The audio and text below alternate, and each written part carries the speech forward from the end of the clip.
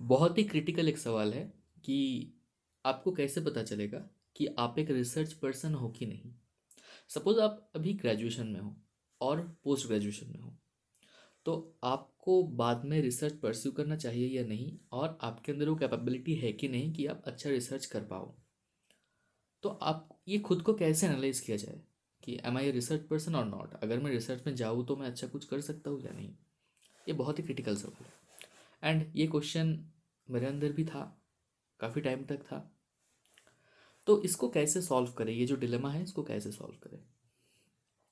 पहली बात, ऐसा बहुत बार हुआ है कि किसी को नहीं पता, वो बहुत कंफ्यूज्ड है कि मुझे रिसर्च में करियर परस्यू करना चाहिए कि नहीं। Research in the sense PhD, post doc, then professor और रिसर्चर।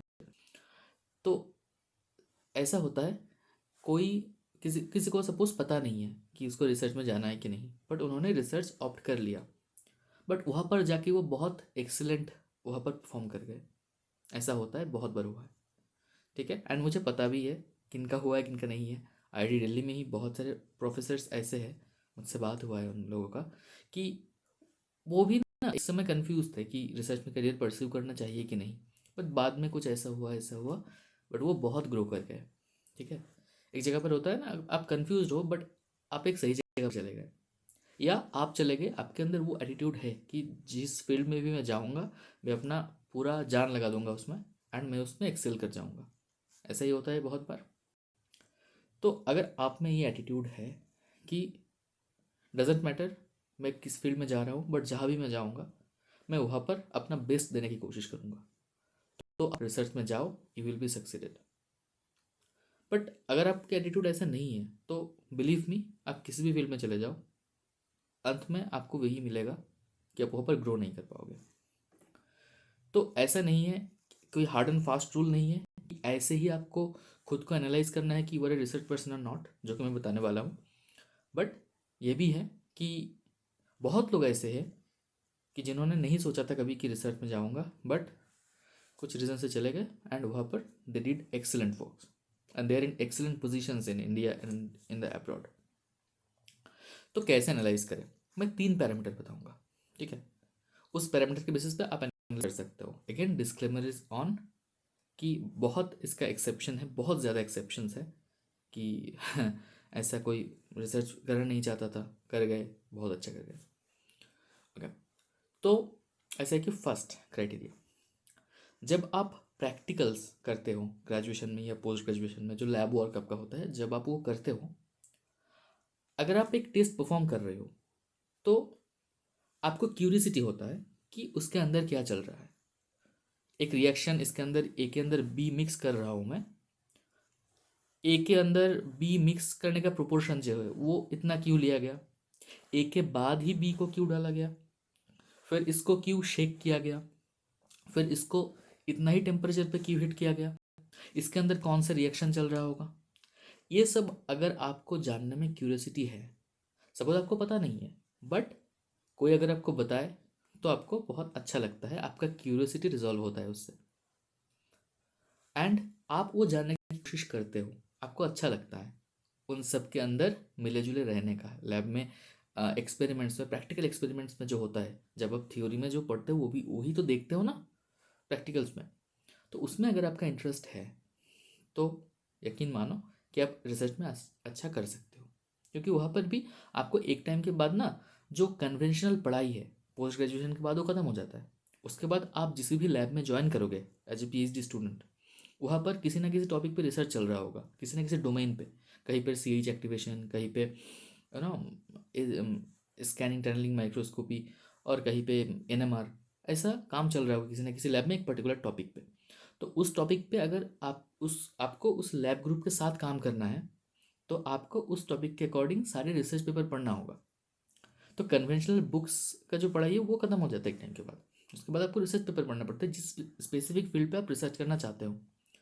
तो उस लैब में जिस फील्ड पे काम हो रहा होगा उसके पूरा नॉलेज आपके पास होना चाहिए उस टाइम पे। इनिशियली आप जाओगे किसी प्रोजेक्ट में ज्वाइन करोगे, तो जिस प्रोजेक्ट में आपको लाया जाएगा वहाँ उस प्रोजेक्ट के एसोसिएटेड रिसर्च पेपर्स आपको दिया जाएगा, प्रोफेसर देंगे, या जिस ग्रुप में हो उस ग्रुप का किसी ने कोई दे देगा आपको। तो वो रिसर्च पेपर पढ़ के आपको समझना होगा कि अच्छा यहाँ पर ये काम चल रहा है, इतना इतना यहाँ पर पता है इस फील्ड में, और इतना हमें ढूंढना है। ठीक है। तो एक क्यूरियोसिटी अगर आपके पास नहीं है तो मुश्किल है, बट अगर आपको थोड़ा सा भी इंटरेस्ट है उसमें, then you are a research person.